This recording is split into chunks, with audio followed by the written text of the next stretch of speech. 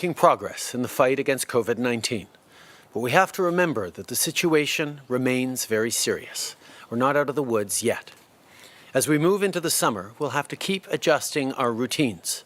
Our cities will have to adjust and change, and our approach will have to be tailored to each community. That means the rules and public health recommendations you're asked to follow may be different depending on where you live, and that can be confusing.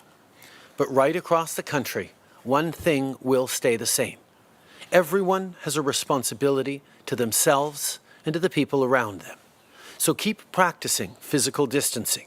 This is how we protect ourselves, protect our loved ones, and protect the most vulnerable. Moving forward with reopening must happen gradually and carefully. And the right safeguards must be in place, including testing and contact tracing. This is key to keeping us safe and keeping the situation under control. What reopening means for you and for your family will be different for everyone. Just take the realities facing small business owners. Some are ready to open their doors as soon as they get the green light that it's safe to do so. But for many more, getting back on their feet will be a challenge. And one of the biggest concerns is paying rent. That's why we created the Canada Emergency Commercial Rent Assistance Program. This benefit will provide forgivable loans to landlords so that they can lower rent by 75% for small businesses hit hardest by COVID-19.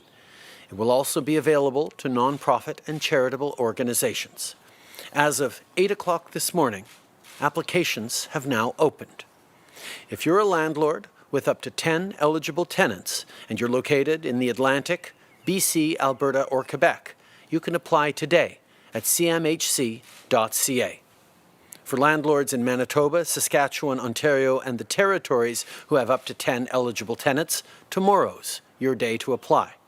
Landlords with more than 10 tenants will be able to apply later this week.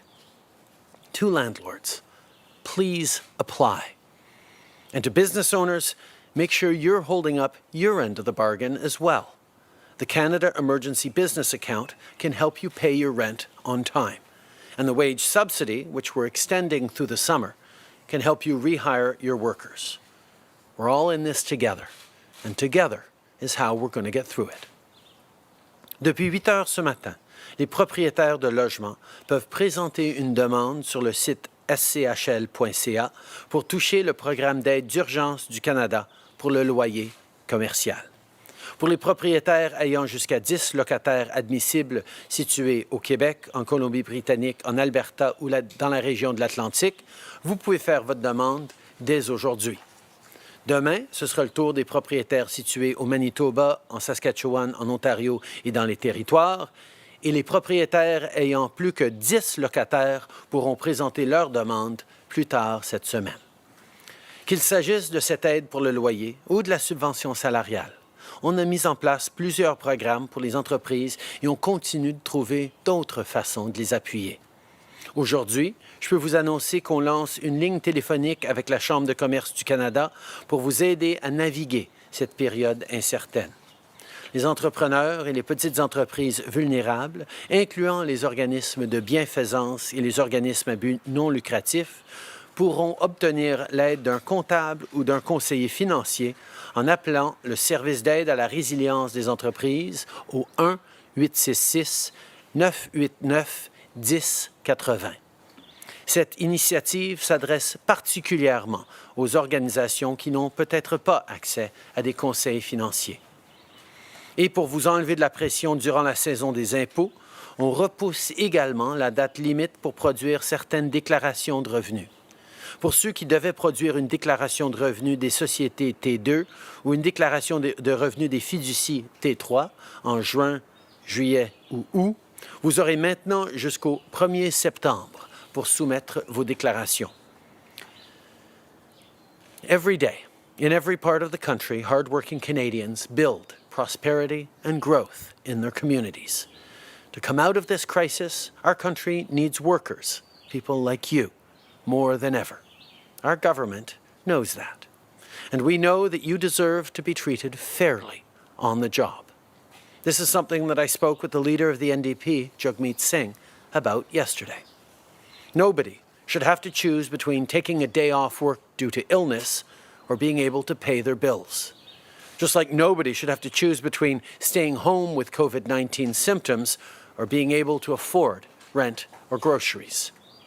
That's why the government will continue discussions with the provinces without delay on ensuring that as we enter the recovery phase of the pandemic, every worker in Canada who needs it has access to 10 days of paid sick leave a year.